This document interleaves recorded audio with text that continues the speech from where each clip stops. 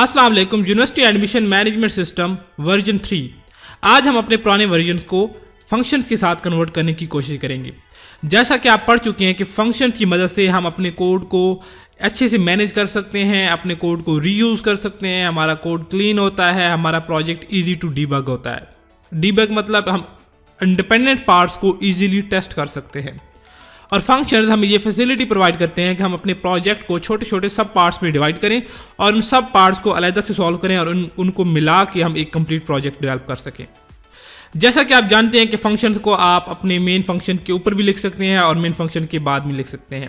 बाद में लिखने के लिए आपको पहले प्रोटोटाइप्स देनी पड़ती हैं, और अगर फंक्शंस को आप मेन से ऊपर लिखें तो आपको प्रोटोटाइप की ज़रूरत नहीं पड़ती।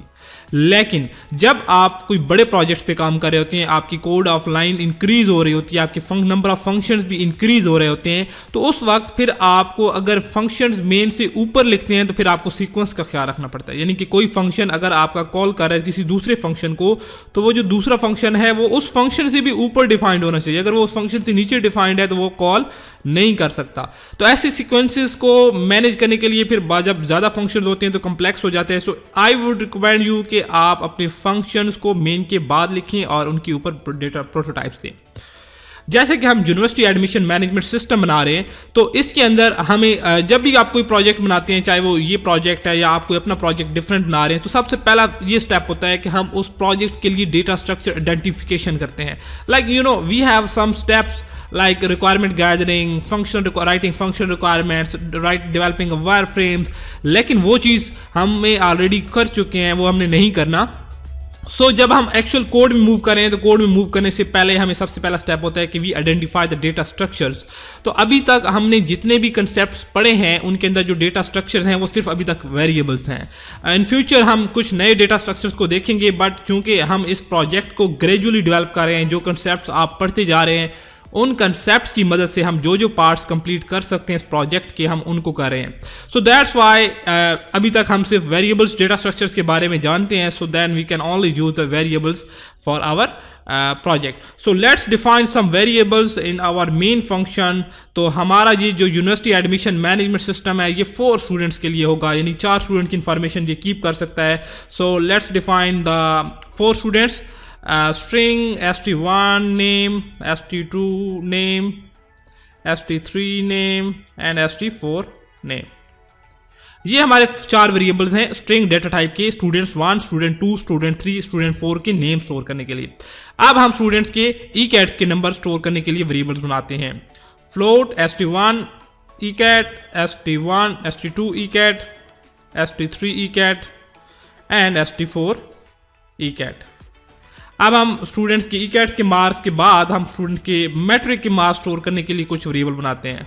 Matric st2 matrix and st3 matrix, st4 matrix. और अब हम उनके FSC के मार्क्स स्टोर करने के लिए कुछ वेरिएबल बनाते हैं। st1 FSC, st2 FSC, st3 FSC and st4 FSC। ये कुछ डेटा स्ट्रक्चर हैं। अब यहाँ पे मैं अपने कोड को थोड़ा सा एक्सप्लेन कर देता हूँ कमेंट्स की वजह से। It is very very much recommended by us कि आप अपने कोड के अंदर कमेंट्स लिखें। This will give you idea. जब आप नेक्स्ट टाइम अपने कोड को देखेंगे it would be a very fine and very easy for you to understand your own code. And even this is the professional practice opted by our industrials. वो भी कहते हैं कि आप अपने कोड को एक्सप्लेन करें, एंड और अगर ये हैबिट आपके अंदर डेवलप हो जाती है it would give you a benefit in your codes.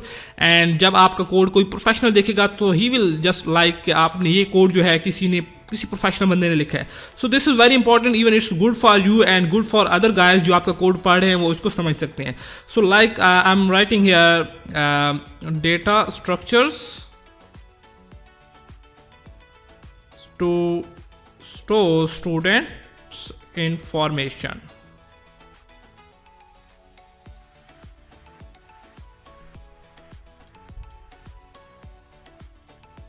Okay, so ये हमारे कुछ डेटा स्ट्रक्चर्स हैं। अगर हम अपने यूनिवर्सिटी एडमिशन मैनेजमेंट सिस्टम के वर्जन 1 या वर्जन 2 पे जाएं तो आप देखेंगे कि यहाँ पे हमारे बहुत सारे कोड्स हैं जो रीयूज़ हो रहे हैं। जैसे कि हमारा हेडर था, ये रीयूज़ हो रहा है, ये हमारा मेन्यू है, ये बार बार हम इसको कॉपी पेस्ट करना पड़ रहा है। So it's very complicated. Even हमारा कोड ऑफ लाइन बढ़ रहा है। और फॉर एग्जांपल हमें यूनिवर्सिटी एडमिशन मैनेजमेंट सिस्टम के हेडर में कोई चेंज करनी पड़ जाती है, या इसमें कोई हमें स्पेलिंग मिस्टेक हो गई है, या कोई हम चेंज कर रहे हैं, या हम इसके अंदर कोई नया फीचर ऐड करना चाह रहे हैं इन कोड के अंदर, तो हमें हर जगह कॉपी पेस्ट करना पड़ेगा उसको। तो ये जो है एक कोड, अभी तो हमारा फिर भी 3 स्टूडेंट्स तक का ये कोड है। ये वर्जन 1 मैंने ओपन किया हुआ है, ठीक है। दो ये अगर आपका किसी और वर्जन के ऊपर आप हैं 2 पे हैं तो it would be a more complex to add number of lines and number of new cout statements in your menus and headers. So चूंकि हम फंक्शंस पढ़ चुके हैं and functions provide us a facility to reuse our code, it means कि हम अपने कुछ parts को, जैसे कि ये पार्ट है, ये हेडर है, अब ये मेरे कोड के अंदर बार बार रिपीट हो रहा है, और चाहे वो मेन्यू हो, ये मेन्यू के ऊपर भी आ रहा है, और आगे हमारे पास जो डिफरेंट रिपोर्ट्स जनरेट होंगी, जैसे कि स्टूडेंट्स को व्यू करना, स्टूडेंट्स को मेरिट वाइज व्यू करना, तो उन रिपोर्ट्स के ऊपर भी ये हेडर आएगा। तो let's copy this and define a function for this header. तो यहाँ पे हम एक फंक्शन लिखते हैं wide header. Wide data type से मुराद ये है कि ये हमें रिटर्न कुछ भी नहीं करेगा, और इट मीन्स कि हमें कुछ चाहिए भी नहीं इससे। तो ये हेडर इसकी ये इसका एक फंक्शन मैंने डिफाइन कर दिया, और यहाँ पे मैं लिखता हूँ and of my header function. Okay, so चूंकि हमने फंक्शन मेन के बाद लिखा है तो हम इसका ये पार्ट कॉपी करते हैं और इसको मेन से ऊपर जस्ट अबव द मेन हम इसको पेस्ट कर देते हैं, सेमीकोलन लगा देते हैं, and this is the prototype, और यहाँ पे हम कमेंट दे देते हैं प्रोटोटाइप्स। एंड नाउ ये हेडर जो है अब ये मेरा यूज हो सकता है, यानी कि जब भी मुझे ये 3 चीज़ें अपने कंसोल के ऊपर प्रिंट करनी होंगी तो जस्ट मैं इस हेडर का ये जो पार्ट है इसको अपने मेन के अंदर कॉल करूंगा तो ये क्या हो जाएगा, हमारा यहाँ पे ये डिस्प्ले हो जाएगा। Let's try it.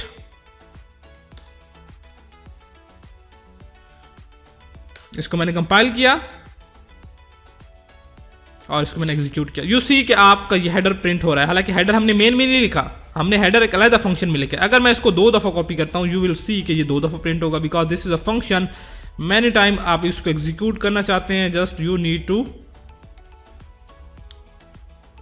Call it in the main.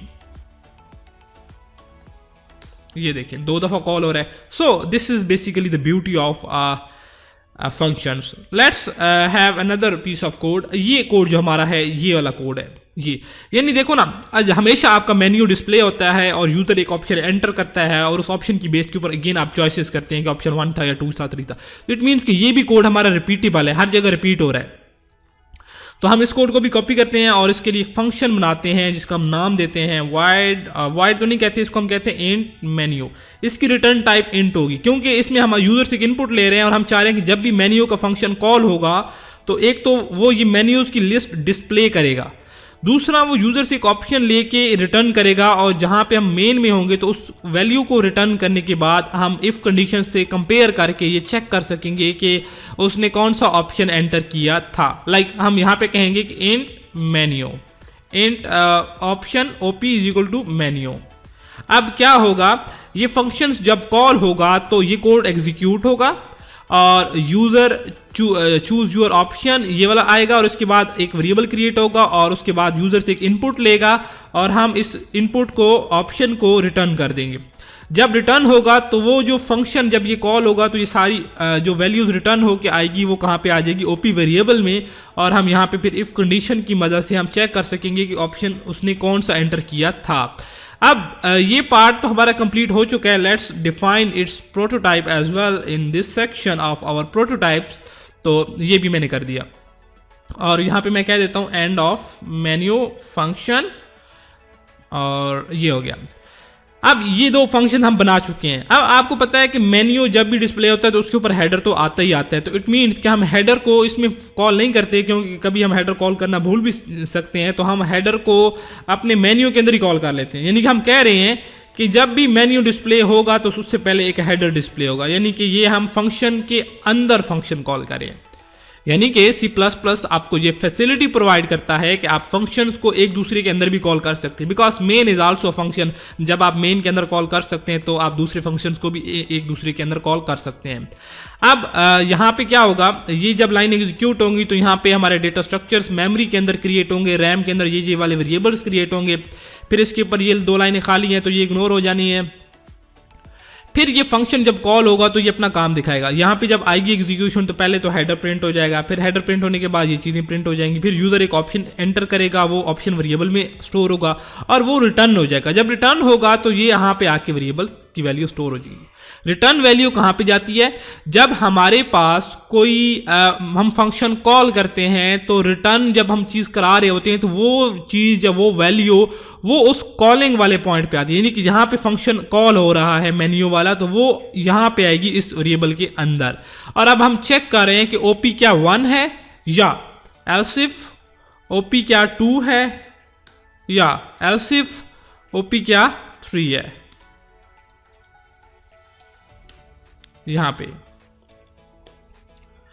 Okay, so then accordingly हम कह सकते हैं एल्सिफ ओपी इज 4, क्योंकि हमारे पास 4 ऑप्शन हैं हमारे मेन्यू के अंदर 1 2 3 4। Add a new student, view all students and print the records in the merit order and exit option. तो अब ये कुछ ऑप्शन, अब ये कोड भी हमारा रिपीट होना है, बट अभी के लिए हम इसको कहते हैं कि let it repeat, because in future we will have some concept then it would those concept would help us कि हम इस कोड रिपीटिंग कोड को भी अवॉइड कर सकें।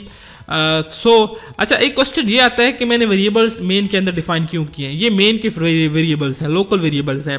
अब इस वेरिएबल को मैं इस फंक्शन के अंदर डायरेक्टली यूज या किसी और फंक्शन के अंदर डायरेक्टली यूज नहीं कर सकता, क्योंकि ये वेरिएबल इस मेन के अंदर बनाया गया है, तो ये वेरिएबल सिर्फ इसी मेन के अंदर यूज हो सकता है। हाँ, मैं इसकी वैल्यू किसी फंक्शन को as a argument, as a parameter pass कर सकता हूं, लेकिन डायरेक्टली मैं यूज नहीं कर सकता। इफ यू वांट कि आपके ये वेरिएबल दूसरे फंक्शंस के अंदर भी डायरेक्टली रीयूजेबल हों तो आप इन वेरिएबल्स को ग्लोबल वेरिएबल्स बना सकते हैं। But for now we are going to develop this project with the local variables, because this is a little bit tricky part कि हम अपने लोकल वेरिएबल से प्रोजेक्ट कैसे कंप्लीट कर सकते हैं। But it's totally fine. We can go with global variables as well.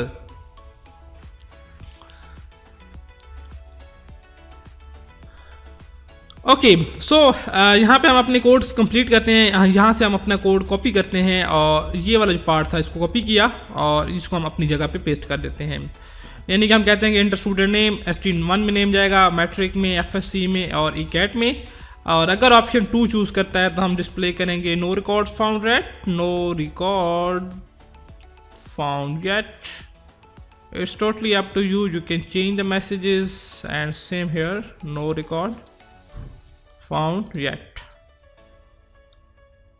And exit के लिए हम अब एग्जिट चाहते हैं। हम चाहते हैं कि अगर यूजर एग्जिट का ऑप्शन चूज करे तो उसके बाद हमारा जो प्रोग्राम है वो कुछ भी ना चले, वो बिल्कुल खत्म हो जाए। तो हम यहाँ पे एक वेरिएबल बनाते हैं और उसको हम कहते हैं int exit is equal to 0। आप इसका नाम एग्जिट दें या कोई आपने फ्लैग दे दें, ABC दे दें, whatever you want, but I want to name it exit because I want to make it little bit meaningful to you. तो एग्जिट मैंने कहा दिया 0। और यहां पे मैं कहता हूं कि अगर ऑप्शन यूजर चूज करता है 4 तो आप एग्जिट की वैल्यू क्या कर दे, 1 कर दे। यानी कि ऑप्शन जब मेन्यू डिस्प्ले होगा और ऑप्शन अगर यूजर चूज करता है 4, यानी ये कंडीशन ट्रू होती है, तो आप एग्जिट की वैल्यू क्या कर दें, ये। और साथ में आप हेडर भी डिस्प्ले कर दें और उसके बाद आप ये भी कह दें thanks for using UMS university admission management system. एक आप एंडिंग मैसेज जो गुड बाय मैसेज होता है हेडर के साथ डिस्प्ले करना चाह रहे हैं। और एग्जिट को आप कह देते हैं 1।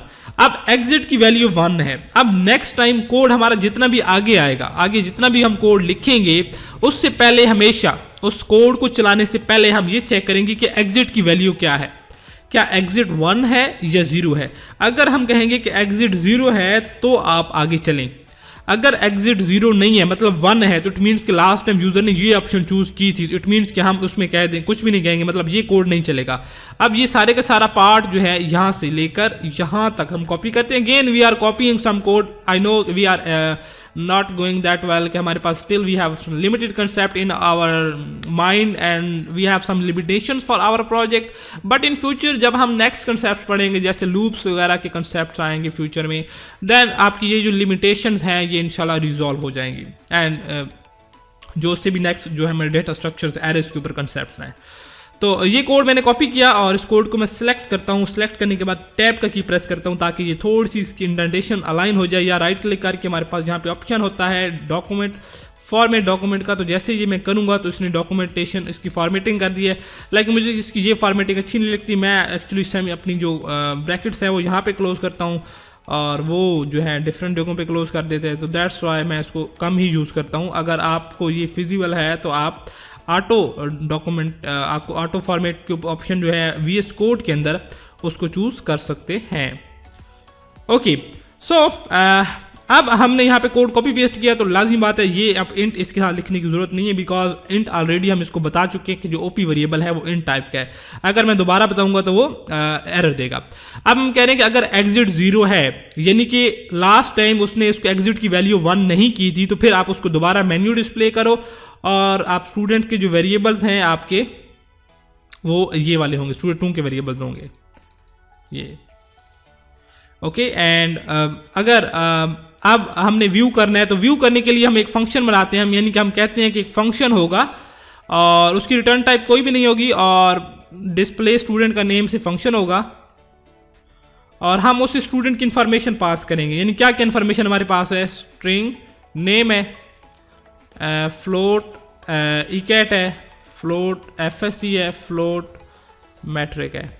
ठीक है, ये वेरिएबल पास करेंगे और वो उनको इस फॉर्मेट के अंदर, जो फॉर्मेट मैं यहाँ पे डिफाइन कर रहा हूँ, ठीक है, नेम /t इकैट /t FSC /t matric and endl. तो ये कुछ फंक्शन मैंने, यानी कि हमने एक जनरल फंक्शन बना दिया है जिसको हम कह रहे हैं डिस्प्ले स्टूडेंट का नेम दे रहे हैं और हम कह रहे हैं कि हम इसको 4 वैल्यूज भेजेंगे और वो उनको इस फॉर्मेट में डिस्प्ले करेगा। यानी कि हम चाहते हैं कि स्टूडेंट्स जो जितने भी हैं वो एक खास फॉर्मेट में शो हों।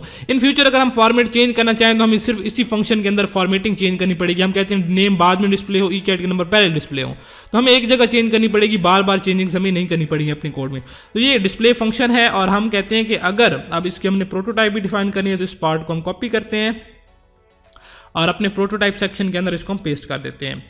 और हम यहाँ पे कहते हैं कि जब मेन्यू दूसरी दफ़ा डिस्प्ले हो तो हम इसको यहाँ पे कह दें डिस्प्ले स्टूडेंट, और डिस्प्ले स्टूडेंट के बाद हम कह दें कि हम इसको क्या क्या पास करेंगे, ST1 नेम। अब यहाँ पे वेरिएबल नेम्स आप जो लिखेंगे वो वाले लिखेंगे जो यहाँ पे आपने last time and data engine में ऐड करवाया, ST1 और ST1 इकैट, ST1 FSC and ST1 matric. क्योंकि ये फंक्शन कॉल है तो इसके साथ एक तो रिटर्न टाइप नहीं लिखेंगे आप, दूसरा इनके अंदर वेरिएबल्स जो है डिफाइन नहीं करेंगे। यानी कि जो वेरिएबल ऑलरेडी आपके हैं जैसे ST1 matric, ST1 FSC, ST1 इकैट, तो वही पास करेंगे। जब ये फंक्शन ऑप्शन 2 चूज करेगा तो हम इसको ये सारी वैल्यूज पास कर देंगे और क्या होगा कि हमारा ये वाला फंक्शन कॉल होगा और इन खास फॉर्मेट के अंदर उसको डिस्प्ले कर देगा। अब हम एक काम करते हैं, हम कहते हैं कि जो इसके ना इकैट्स के नंबर हैं या हम कहते हैं मैट्रिक के नंबर्स को हम कह देते हैं ये सारे 0 हैं इनिशियली। हम इनको 0 इसलिए करें क्योंकि अगर हम इनको 0 ना करें तो इनमें कोई ना कोई गार्बेज वैल्यू होती है और हम अपने कोड को थोड़ा सा स्मार्ट करने की कोशिश करें। हम कहते हैं कि ये डिस्प्ले स्टूडेंट वाला फंक्शन जो है ना, हम इसको 4 दफ़ा कॉल कर लेते हैं, बार बार इसको ना बताना ना पड़े। इसको स्टूडेंट 2 के लिए, स्टूडेंट 3 के लिए और स्टूडेंट 4 के लिए, स्टूडेंट 2 के लिए और स्टूडेंट 3 के लिए एंड स्टूडेंट 4 के लिए, स्टूडेंट 2 के लिए, स्टूडेंट 2 के लिए, स्टूडेंट 3 के लिए और स्टूडेंट 4 के लिए, स्टूडेंट 2 के लिए, 3 के लिए एंड 4 के लिए। अब हमने 4 दफ़ा फंक्शन कर दिया है कॉल और हम अब कहते हैं कि इस फंक्शन के अंदर इसको डिस्प्ले करने से पहले हम चेक करेंगे कि उसके मैट्रिक के मार्क्स कितने हैं। अगर मैट्रिक के मार्क्स 0 से ग्रेटर हैं तो आप ये वाला डिस्प्ले कर दो। ठीक है, अब ये क्या किया मैंने, ये थोड़ा एक्सप्लेन करता हूँ। इनिशियली जब हमने डेटा स्ट्रक्चर्स डिफाइन किए तो हमने इनको 0 0 कह दिया और जब यूजर उनमें कोई वैल्यू एंटर करेगा तो उनमें लाजमी बात है कोई वैल्यू 0 से बड़ी होगी, मैट्रिक के नंबर किसी के 0 होंगे तो वो तो नहीं एडमिशन होने वाला ना उसका। तो हम क्या करेंगे, उसमें कोई ना कोई वैल्यूज जाएंगी, तो हम यहाँ पे ना सारे फंक्शंस कॉल कर रहे हैं, हम डेटा भेज रहे हैं, हम कहें इससे मुराद है कि जो भी वैल्यूज पड़ी होंगी वो सेंड हो जाएंगी, लेकिन जिस स्टूडेंट के मैट्रिक के नंबर 0 से बड़े होंगे इन्फॉर्मेशन सिर्फ उसी की डिस्प्ले होगी, तो बाकी की डिस्प्ले नहीं होगी, तो it would be very fine. Okay, अब ये हमारा यहाँ पे अगर आप देखें तो ये इफ है एग्जिट वाला, तो हम यहाँ पे कमेंट लिखते हैं एग्जिट कंडीशन इफ, और ये कौन सा हमारा है, ये बाकी इफ जो है हमारे ये नॉर्मल वाले हैं, तो इसलिए इसके साथ ये कंडीशन लगाना ज़रूरी थी कि हमें पता चले कि ये एग्जिट वाला है, और ये नॉर्मल हमारे इफ चल रहे हैं जो ऊपर से आ रहे हैं। अब 2 दफ़ा मेन्यू डिस्प्ले हो गया तो हमारे स्टूडेंट 2 के अंदर, स्टूडेंट 2 के वेरिएबल्स के अंदर वैल्यूज़ इनपुट हो गई। अब हम इसको दोबारा कॉपी करते हैं इसको, ठीक है, और इसको फिर पेस्ट करते हैं। डेफिनेटली ये रिपीट हो रहा है, अभी फंक्शंस जो हैं वो इतना ज़्यादा सपोर्टिव नहीं है इस सेंस में कि हमें ये रिपीट ना करना पड़े, बट हम इसको रिपीटिंग से बचा भी सकते हैं काफ़ी हद तक, लेकिन वो कोड लॉजिक थोड़ी सी कम्प्लेक्स हो जाएगी। I want to make it little bit simple for you peoples कि आप फंक्शंस के कंसेप्ट को जो है एक एब्स्ट्रैक्ट लेवल पे, ब्रॉडर लेवल पे आप इसको गेट कर सकें। Otherwise again we can write a function for this all repeating part of our code, और हम उसको सिर्फ और सिर्फ वेरिएबल्स बताते जाएं और वेरिएबल्स के ऊपर वो ऑटोमेटिकली चलता जाएगा, इवन कि हमें ये इफ एल्स भी रिपीट करने की ज़रूरत नहीं होगी। बट वो अभी वो हमारे पास आर्गूमेंट्स बहुत बढ़ जाएंगे फंक्शन के, तो वो अभी मैं नहीं करना चाह रहा। हम अगेन इसको पेस्ट करते हैं, और पेस्ट करने के बाद अब जहाँ पे हम स्टूडेंट 3 के वेरिएबल्स चेंज कर लेते हैं, बट काफ़ी पेस्टिंग हमें बच रही है, मेन्यू से हम पेस्ट करने से बच रहे हैं, हेडर पेस्ट नहीं करना पड़ रहा, ये एक दफ़ा हमने लिख दिया, इसमें हमें चेंज नहीं करनी पड़ रही, ठीक है। 3 और इसमें अब हमें कोई चेंज नहीं करनी, क्योंकि जिन जिन वेरिएबल्स में डेटा होगा उन्हीं की इन्फॉर्मेशन डिस्प्ले होगी, क्योंकि हमने वहाँ पे चेक लगा रखा है, और बाकी इस तरह, ठीक है। और अगेन मैं इसको पेस्ट करता हूँ,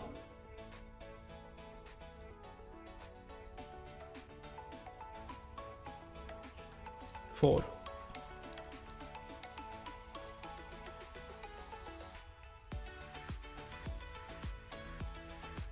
यानी कि अब मैं इसको थोड़ा सा एक्सप्लेन कर देता हूँ। पहली दफ़ा मेन्यू डिस्प्ले होगा, अगर वो ऑप्शन 1 चूज़ करते हैं तो स्टूडेंट 1 के वेरिएबल्स में डेटा जाएगा। दूसरी दफ़ा मेन्यू डिस्प्ले होगा, स्टूडेंट 2 के वेरिएबल्स में डेटा जाएगा। तीसरी दफ़ा मेन्यू डिस्प्ले होगा, स्टूडेंट यहाँ पे 3 होना चाहिए था, अब मैंने 4 कर दिया, सॉरी फॉर दिस। स्टूडेंट 3 के वेरिएबल्स में डेटा जाएगा, और चौथी दफ़ा जब डिस्प्ले होगा तो स्टूडेंट 4 के वेरिएबल्स में डेटा जाएगा। तो ये कोड जो है हमारा कंप्लीट हो चुका है। लेट्स सपोज हम यही कह रहे हैं कि हमारा जो यूनिवर्सिटी एडमिशन मैनेजमेंट सिस्टम है, इसके पहले चारों दफ़ा यूज़र 1 ऑप्शन चूज़ करेगा, यानी कि इन्फॉर्मेशन फिलअप होगी, और जब 5वीं दफ़ा कोड चलेगा, और यहाँ पे मैं इसको पेस्ट करता हूँ दोबारा, जब 5वीं दफ़ा कोड चलेगा तो ये वाला पार्ट में हम कह देते हैं cout no more space to store student record,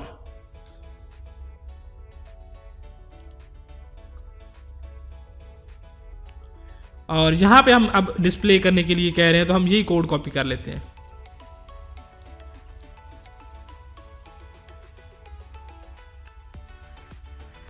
ये तो सॉरी, इसमें तो हमने मेरिट डिस्प्ले करवाना है, तो ये कोड वैसे का वैसे ही रहेगा, यानी कि अगर हम चारों स्टूडेंट की इन्फॉर्मेशन ऐड हो चुकी होगी तो वो चारों की डिस्प्ले कर देगा, यानी उनके मैट्रिक के नंबर अगर 000 से जिन के ज़्यादा होंगे तो उनकी इन्फॉर्मेशन डिस्प्ले हो जाएगी, और जिनके कम होंगे 0 से, मतलब कोई गलत इनपुट होगा तो उनकी इन्फॉर्मेशन डिस्प्ले नहीं होगी।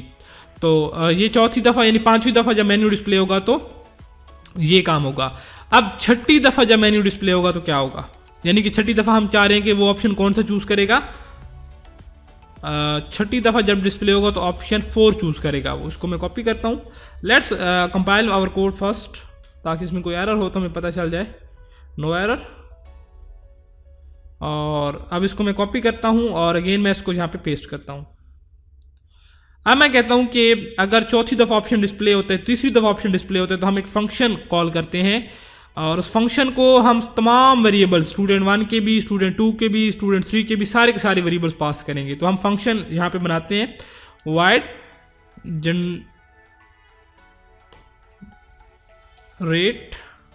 जनरेट मेरिट, और यहाँ पे हम कहते हैं कि अब यहाँ पे काफ़ी वेरिएबल्स होंगे, स्ट्रिंग यानी कि जितने वेरिएबल्स आपने यहाँ पे डिफाइन किए हैं हम इस फंक्शन को ये सारे के सारे पास करेंगे। तो इसको मैं कॉपी करता हूँ और एंड पे आ जाते हैं और जहाँ पे मैं इसको पेस्ट कर देता हूँ और जहाँ जहाँ पे सेमी कॉलन था वहाँ पे हम कॉमा लगा देते हैं और जहाँ पे हम 0 दे रहे थे वो 0 भी हम असाइनमेंट नहीं कर सकते इसके अंदर। ये हमने वेरिएबल्स पास कर दिए इस फंक्शन को और इसकी हम प्रोटोटाइप टॉप पे दे देते हैं। देख लेते हैं कहीं पे एरर तो नहीं है इस कोड के अंदर। यहाँ पे एरर है stfsc has not been declared. क्योंकि हमें इसमें हर के साथ डेटा टाइप देनी होती है, यानी कि float float float float float और यहाँ भी फ्लोट और यहाँ भी फ्लोट, यहाँ भी फ्लोट और यहाँ भी फ्लोट और यहाँ पे हम स्ट्रिंग टाइप देंगे इनके साथ क्योंकि ये स्ट्रिंग वेरिएबल हैं। तो ये और अगेन हम इसको कंपाइल करते हैं तो फ्लोट के साथ हमने कहीं पे कोई कॉपी पेस्ट किया है और ये और अगेन हम इसको चलाते हैं तो again we are having one error in our code और ये एंड वाला कॉलन हमने कॉमा मिटा देना है। Now we are not having any error. हम इसको कॉपी पेस्ट करते हैं और इसको प्रोटोटाइप भी डिक्लेयर कर देते हैं अपने कोड के अंदर और यहाँ पे और हम इसको वन लाइन कर देते हैं इस केस पे।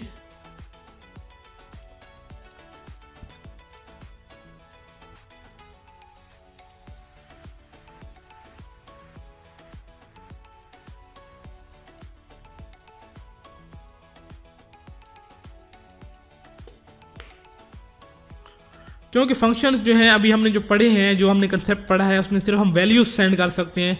तो चूंकि मुझे वो वैल्यूज़ यहाँ पे चाहिए इस फंक्शन के अंदर जो भी मैंने यहाँ पे डिफ़ाइन किया ये वाला, तो उसके लिए मुझे जो है वो ऐसे ही करना पड़ेगा कि पास बाय वैल्यूज़ हैं। तो दैट्स वाई मुझे सारे का सारा डेटा इसको भेजना पड़ेगा और इसके अंदर अब मुझे कोड लिखना पड़ेगा। सबसे पहले मुझे एक फंक्शन चाहिए जिसको हम स्टूडेंट की मैट्रिक के नंबर और एफएससी वगैरह के नंबर बताएं तो वो हम एग्रीगेट कैलकुलेट करके वापस भेजिए। तो हम कहेंगे फ्लोट, इसको हम बोलेंगे एग्रीगेट और इसको हम क्या क्या भेजेंगे, ईकेट, एफएससी, फ्लोट, मैट्रिक, ये 3 डेटा भेजेंगे। और ये क्या करेगा, हम अपना देखते हैं कहीं पे हमने मेरिट जनरेट करने के लिए कोड लिखा हुआ है।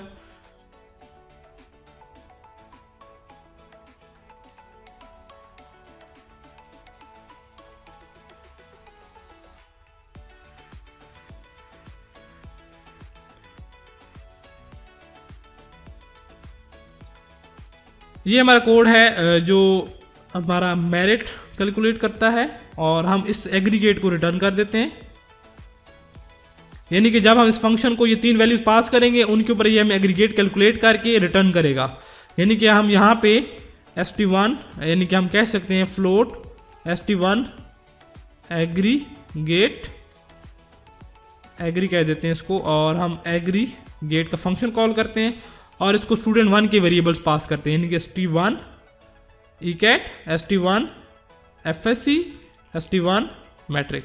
तरतीब का खास ख्याल रखना, यानी कि अगर ये फंक्शन पहला ईकेट वेरिएबल है तो हम पहला ईकेट ही भेजें, यानी जो हम एक्सपेक्ट करें। अगर हम आप एफएससी भी भेज दें तो आ जाएगी लेकिन फिर फार्मूला गलत हो जाएगा, यानी एफएससी के नंबर इस ईकेट वाले वेरिएबल में आ जाएंगे और फिर एफएससी की जो रेशो है वो 30% हो जाएगी, हालांकि एफएससी की रेशो 45% थी। तो इसलिए वेरिएबल्स की सीक्वेंस का ख्याल रखना है। अब इस फंक्शन को हम कॉल करते हैं 3 दफ़ा तीनों स्टूडेंट्स के लिए। हम कहते हैं कि ये स्टूडेंट 2 कह देते हैं और स्टूडेंट 3 कह देते हैं और यहाँ पे हम क्या करेंगे, स्टूडेंट 2 के वेरिएबल्स चेंज कर देंगे 2 2 और 2 और यहाँ पे 3 3 एंड 3 एंड 1 वेरिएबल हमारा रह गया है, हम उसको स्टूडेंट 4 का वेरिएबल कह देते हैं। 4 4 और 4। तो ये कुछ हमारे वेरिएबल्स बन चुके हैं। अब हमने इस एग्रीगेट वाले जो हमारा फंक्शन है इसकी प्रोटोटाइप देना आई थिंक भूल गए हैं, तो ये हम prototype at the top of our prototype section हम दे देते हैं इसको और इसके एंड पे सेमीकोलन लगाते हैं। तो ये प्रोटोटाइप हमने एग्रीगेट फंक्शन की भी दे दी। अब देखो ना, ये फंक्शन एग्रीगेट वाला 4 दफ़ा कॉल होना है, तो चारों दफ़ा ये ऑटोमेटिक कॉल होगा। हम हर दफ़ा इसको डिफरेंट स्टूडेंट्स के वेरिएबल पास करेंगे और उनके ऊपर जो कैलकुलेशन करके हमें रिटर्न करेगा इन वेरिएबल्स के अंदर। अब अगर फ्यूचर में आपका एग्रीगेट का फार्मूला चेंज होता है तो सिर्फ आपको एक जगह चेंज करनी पड़ेगी इस फार्मूला के अंदर। फॉर एग्जाम्पल इसकी रेशो हो जाती है 50%, तो आपको सिर्फ एक जगह चेंज करनी पड़ेगी, बार बार चेंजिंग्स आपको रिक्वायर नहीं होंगी, बाकी कोड आपका चेंज बिल्कुल ही नहीं होगा, सिर्फ इस फंक्शन की इंप्लीमेंटेशन चेंज करनी पड़ेगी। क्या पता फ्यूचर में आपको ये कहते हैं कि आपका जो एफएससी है वो 100% है, तो आप बाकी चीज़ें रिमूव कर देंगे और सिर्फ एफएससी के नंबर्स वाला जिसके अंदर जो चेंजिंग्स हैं वो कर देंगे, तो आपको चेंजिंग्स बार बार नहीं करनी पड़ेंगी। सो this is the basic facility आपको यूजर जो है फंक्शंस प्रोवाइड करते हैं। एक तो रीयूजेबिलिटी है, इजी मॉडिफिकेशन है, क्लीन कोड है, इजी टू डीबग है, तो lots of feature functions are providing you. अब ये एग्रीगेट्स आ गए, अब हमने क्या करना है, अब हमने सॉर्टिंग करनी है। तो सॉर्टिंग तो बहुत आसान है, 4 नंबर की सॉर्टिंग के लिए हम क्या करते हैं, सबसे पहले हम चेक करते हैं कि इफ़, अब मैं ये सारी सॉर्टिंग नहीं कर रहा because it is a little bit complex in term of conditions, I have to put lots of conditions to calculate the aggregate of students in and I have to sort these variables. So I'm just giving you an idea कि आप इन variables agree 1, agree 2, agree 3 और agree 4 यानी कि student 1, 2, 3 के जो aggregates हैं इनको कैसे यूज करके स्टूडेंट की इंफॉर्मेशन डिस्प्ले कर सकते हैं। हम कहते हैं कि अगर agree 1 बड़ा है agree 2 से and agree 1 बड़ा है agree 3 से एंड एग्री 1 बड़ा है एग्री 4 से, तो आप क्या करें कि आप जो हमारा डिस्प्ले स्टूडेंट वाला फंक्शन है वो कॉल करें और उसको st1, यहां पे हमारे पास फंक्शन कॉल होगी लास्ट टाइम, ये st1 के वेरिएबल्स पास कर दें। क्योंकि ये वेरिएबल जो है ना इनकी नेम सेम है, ये देखो ना नेम सेम है, तो दैट्स वाई मुझे कॉल करने में आसानी हो रही है, ये देखें, otherwise it would be a little different and hard. तो अब हम कहते हैं कि अगर अब स्टूडेंट 1 यानी टॉप पे कब डिस्प्ले होगा, जब स्टूडेंट 1 का एग्रीगेट स्टूडेंट 2, स्टूडेंट 3 और स्टूडेंट 4 से बड़ा होगा। अब चलो स्टूडेंट 1 तो हमने टॉप पे डिस्प्ले कर दिया, अब उसके नीचे कौन डिस्प्ले होगा वो इस इफ के अंदर डिसीजन हम करेंगे। इफ एग्री 2 यानी कि स्टूडेंट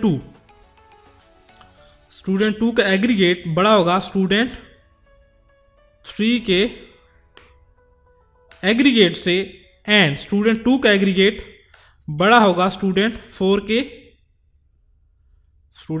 के एग्रीगेट से,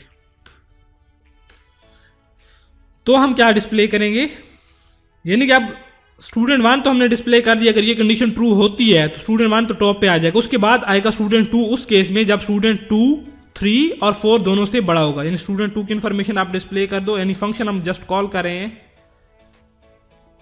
अब देखो ना ये फंक्शन बार बार कॉल होना है स्टूडेंट वाला, यानी इन फ्यूचर अगर हमें स्टूडेंट को डिस्प्ले करने का फॉर्मेट चेंज करते हैं, यानी कि हम यहाँ पे कुछ और नई चीज़ें ऐड करना चाहते हैं, नई सीआउट्स ऐड करना चाहते हैं, तो सिर्फ हमें फंक्शन के अंदर चेंज करनी पड़ेगी, यहाँ पे हमें चेंज कॉल के टाइम चेंज नहीं करनी पड़ेगी। अगर हम सिर्फ इसकी बॉडी में चेंज करते हैं, हाँ अगर हमें इसके पैरामीटर लिस्ट चेंज करनी पड़ जाती है तो फिर definitely we would need to make a changes. अब हम कहते हैं कि स्टूडेंट 2 का एग्रीगेट अगर बड़ा है स्टूडेंट 3 से और स्टूडेंट 2 का एग्रीगेट बड़ा है स्टूडेंट 4 पे, तो स्टूडेंट 2 को तो डिस्प्ले कर दो। अब इसके अंदर हम कंपैरिजन करेंगे कि इफ स्टूडेंट 3 का जो एग्रीगेट है वो बड़ा है स्टूडेंट 4 से, तो आप क्या करो, स्टूडेंट 3 को हम कहेंगे यहाँ पे पहले डिस्प्ले करो, स्टूडेंट 3 को आप पहले डिस्प्ले करो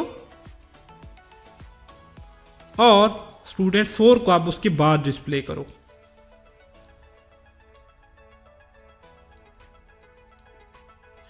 लेकिन एल्स अगर ऐसा नहीं है, यानी कि अगर ये कंडीशन ऐसी चल गई और ये भी ऐसी चल गई, लेकिन ये ऐसी नहीं है, ये उलट है, तो आप क्या करो, स्टूडेंट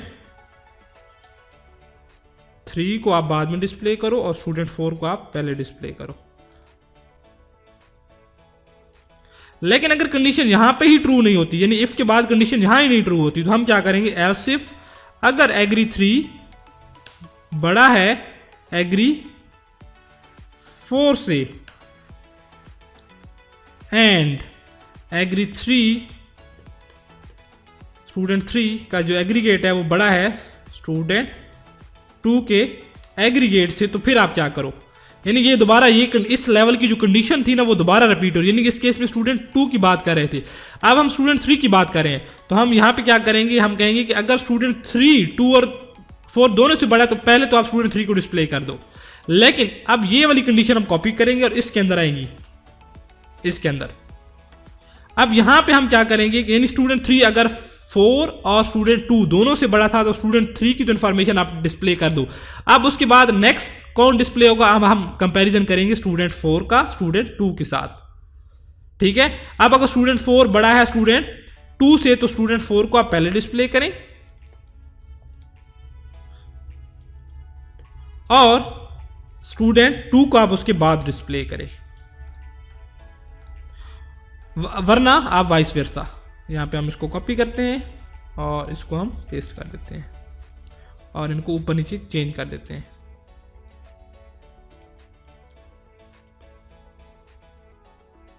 ठीक है। अब अगर यानी कि ये अभी हम इसी लेवल पे हैं, स्टूडेंट 3 और स्टूडेंट 2 अगर बड़ा था 3 और 4 से, और स्टूडेंट अगर 3 बड़ा था 4 और 2 से, और यहां पे हम कहते हैं एल्स इफ अगर स्टूडेंट 4 बड़ा है दोनों से, स्टूडेंट 4 बड़ा है स्टूडेंट 3 से एंड स्टूडेंट 4 बड़ा है स्टूडेंट 2 से, तो आप क्या करो, फिर आप इसी लेवल की कंडीशन आएंगी। यहाँ पे कॉपी किया, पेस्ट किया, और अब हम 3 यानी कि इसको और इसको कंपैरिजन करेंगे। यानी हम तो यहाँ पे तो डिस्प्ले कर देंगे स्टूडेंट 4 को, अगर स्टूडेंट 4 बड़ा है दोनों से तो यहाँ पे स्टूडेंट 4 को डिस्प्ले कर दो, वरना आप स्टूडेंट 3 एंड स्टूडेंट 4 का कंपैरिजन करो, स्टूडेंट 3 और स्टूडेंट 2 का। और यहाँ पे हम कह देंगे अगर 3 बड़ा है 2 से तो 3 को पहले डिस्प्ले करो आप और 2 को बाद में डिस्प्ले करो, वरना आप क्या करो, स्टूडेंट 2 को पहले डिस्प्ले करो और स्टूडेंट 3 को बाद में डिस्प्ले करो। तो ये कंडीशंस लगेंगी हमारे पास। अभी ये कंप्लीट नहीं हुआ, अभी हमने क्या काम किया है, ये इफ था। अब ये वो केस है जिसमें स्टूडेंट 1, 2 और स्टूडेंट 3 और स्टूडेंट 4 से बड़ा होगा, तो स्टूडेंट 1 जो है वो टॉप पे डिस्प्ले हो जाएगा। अगर स्टूडेंट 1 तो गेम से निकल गया, अब हमने क्या करना है, इन कंडीशन में हम किन का कंपैरिजन कर रहे हैं, इन कंडीशंस के अंदर हम कंपैरिजन कर रहे हैं स्टूडेंट 2, 3 और 4 का। यानी 1 को तो हमने पहले डिस्प्ले टॉप पे कर दी, सबसे पहले उसकी डिस्प्ले हम उसके वेरिएबल हमने पास कर दी फंक्शन को। अब हम कहते हैं कि अब अगर स्टूडेंट 2 बड़ा है 3 और स्टूडेंट 2 बड़ा है 4 से, तो फिर उसके लिए ये कंडीशन है। अगर स्टूडेंट 3 4 और 2 से बड़ा है तो उसके लिए ये कंडीशन है, और अगर स्टूडेंट 4 3 और 2 से बड़ा है तो उसके लिए ये कंडीशन है। अब ये केस जो अभी हमारा रन हुआ है यहां से लेकर यहां तक, यहां में हम कह देते हैं end of student 1 greater than student 2, 3, student 4 condition. अब ये तो हमारी थी उस केस की जिसमें स्टूडेंट 1 सबसे बड़ा है। अब इसी तरह इसको कॉपी पेस्ट करके आप लगाएंगे दोबारा स्टूडेंट 2 के लिए, फिर स्टूडेंट 3 के लिए और फिर स्टूडेंट 4 के लिए, और उसके अंदर इस तरह आपने इन कंडीशंस को मैनेज करना होगा कि नेक्स्ट क्या होगा। ये काफ़ी रिपीट होंगी आपकी ये वाली कंडीशन है, कॉपी पेस्ट ही करना पड़ेगा, थोड़ा इंटेलिजेंटली आप इनको देखेंगे तो आप इसको इजीली कॉप अप कर सकेंगे। तो ये फंक्शन हमारा हो गया मेरिट जनरेट करने का फंक्शन, और अब हम इसको यहाँ पे कॉल करते हैं 3 ऑप्शन के अंदर, और अब हम इसको डेटा भेजते हैं। डेटा कैसे भेजना है, हमने इन वेरिएबल्स को उठा लेते हैं, क्योंकि पहले हम नेम्स भेज रहे हैं। इसको थोड़ा मैं लाइन ब्रेक कर देता हूँ ताकि मेरे लिए इजी हो। फिर हम भेज रहे हैं उसको, ये स्टूडेंट्स टॉप पे चले जाते हैं हम यहाँ पे, और यहाँ से इसको हम कॉपी कर लेते हैं, क्योंकि हमने स्टूडेंट्स वेरिएबल्स इसलिए इस तरह इंटेलिजेंटली बनाया, हर जगह सेम है तो मुझे ना आसानी होगी। हम इसको कॉपी पेस्ट कर देते हैं और यहाँ पे हम इनको मिटा देते हैं।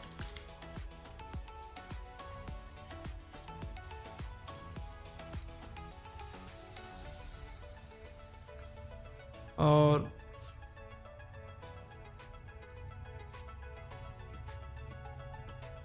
ये हो गया, और सेमीकोलन मिटा देते हैं। सेमीकोलन की जगह इधर कॉमा लगा देते हैं, इधर भी कॉमा लगा देते हैं और इधर भी कॉमा लगा देते हैं। तो ये वेरिएबल्स की लिस्ट आ गई। अब हम फंक्शन करते हैं कॉल जनरेट मेरिट, और इसमें हम ये वाले डेटा पास कर देते हैं और एंड पे सेमीकोलन लगा देते हैं। अब क्या होगा, इस स्ट्रिंग को भी मिटा देते हैं। स्टूडेंट 1 का जो वेरिएबल है इसकी वैल्यू पास होगी इसको, स्टूडेंट 2 वेरिएबल की वैल्यू पास होगी इसको। देखो हम नेम सेम है, नेम डिफरेंट हो सकते हैं, लेकिन सेम का ये फायदा है कि मुझे कॉपी पेस्ट करना पड़ रहे हैं, बार बार लिखने नहीं पड़ रहे। ये हालांकि वेरिएबल जो है हमारे मेन के अंदर है और ये वेरिएबल हमारे डिफरेंट फंक्शन में है, तो ये वेरिएबल इस फंक्शन के हैं, ठीक है, और ये वाले जो वेरिएबल्स हैं वो उस फंक्शन के हैं। तो इन वेरिएबल्स के नेम का एक दूसरे के साथ कोई रिलेशन नहीं है। हाँ, पहला वेरिएबल जो हम यहाँ से पास करेंगे, वो जो पहला वेरिएबल होगा वो एक्सेप्ट करेगा, जो दूसरा पास करेंगे वो दूसरे वाला एक्सेप्ट करेगा, जो तीसरा पास करेंगे वो तीसरे वाला एक्सेप्ट करेगा, जो चौथा पास करेंगे वो चौथे वाला एक्सेप्ट करेगा, एंड पांचवा छठा सो ऑन। तरतीब का खास ख्याल रखना है हमने, यानी कि हम जो पहले वैल्यू पास करेंगे वो पहले ही को जाएगी और उस हिसाब से हमने आगे यूज़ करनी है, ठीक है। तो ये एक छोटा सा ट्रिक है, ये 4 वेरिएबल्स को सॉर्ट करने का ये एक पार्ट है। इसके साथ आप मजीद 3 पार्ट्स और आपके लगेंगे तो फिर आपके वेरिएबल सॉर्ट हो जाएंगे। इससे स्मार्ट भी आप कोड लिख सकते हैं, लेकिन ये वो पार्ट जो है 4 वेरिएबल्स को सॉर्ट करने का थोड़ा एक्सप्लेनेटरी पार्ट है, ताकि आपको कोड को समझने में प्रॉब्लम ना हो। Otherwise we can have a little bit sharp and smart solution, we will have a little bit less number of condition to sort a 4 variables.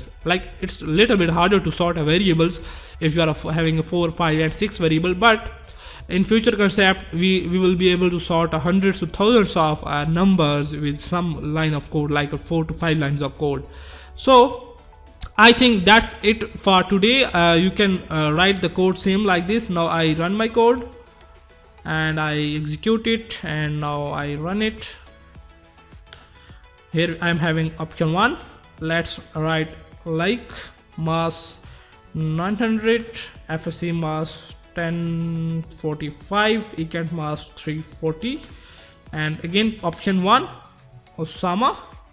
My metric mass would be 890, FSC mass 990, ecant mass 240, and again I choose option 1, and like I add Sana, metric mass 1090, FSC mass 1050, ecat mass 340, and again I option choose 1, and again I choose student name like Ali, 800, 900 and 340.